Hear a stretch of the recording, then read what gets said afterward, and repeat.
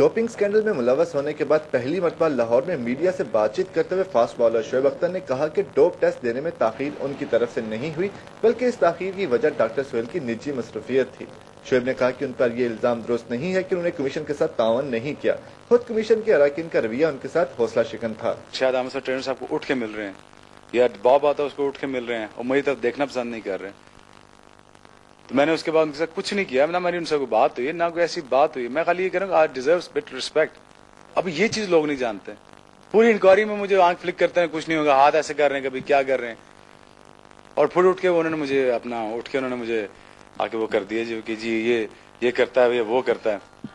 आखिर मैं ही क्यों करता हूँ? सारी दुनिया अगर पाकिस्तान टीम नहीं तो दुनिया की सारी टीम बाहर जाती खाना खाते, they have a good time. अगर मैं चला गया, ऐसा क्या कसूर हो गया? इंतखाब आलम साहब, मैं ये सवाल पूछता हूँ, इसका डोपिंग के साथ क्या ताल्लुक है?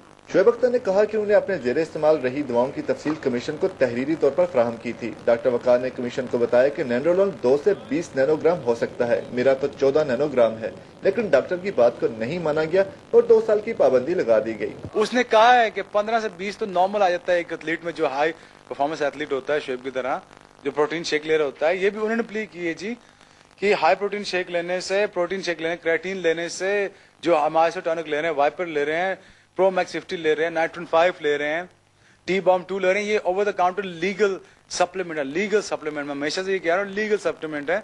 और जो ओवर द काउंटर अवेलेबल है, ये वाइडा ने भी अवेलेबल किए हुए हैं, उनकी वजह से ये ट्रिगर हो सकता है, नैंडरोल का लेवल ऊपर जा सकता है। शोएब का कहना है कि पाकिस्तान क्रिकेट बोर्ड ने यूरेन के नमूने बोतल में बंद करने के अलावा कभी डोपिंग और सप्लीमेंट्स के हवाले से कुछ नहीं बताया। अब मुझे उन एक लेक्चर में न्यूट्रिशन सप्लीमेंट्स के बारे में एक लफ्ज नहीं बताया, हमें एक लफ्ज नहीं बताया गया। हमारे साथ कोई डॉक्टर नहीं 2003 से ऑनवर्ड, ठीक है ना जी।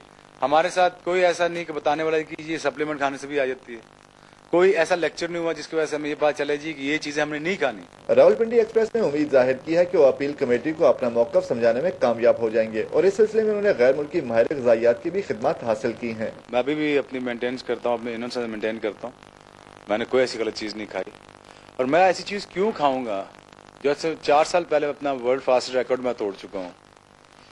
मैं अपनी हर अचीवमेंट कर चुका हूँ, मुल्क के लिए मैंने अचीवमेंट है मेरी। मैं ऐसी चीज क्यों खाऊंगा, अपने आप को जेपटाइज में क्यों करूंगा ऐसा करके, वो भी 13 नैनोग्राम के लिए। शोएब अख्तर ने इन खबरों की तरदीद की कि उनका कोच बाबुल उमर के साथ झगड़ा हुआ है। उनका कहना है कि साल में 9 महीने खिलाड़ी और कोच इकट्ठे रहते हैं, ऊंच नीच तो हो सकती है, लेकिन कभी किसी पर हाथ उठाने की नौबत नहीं आई। कैमरामैन साकिब मुनीर के साथ सुहेल इमरान,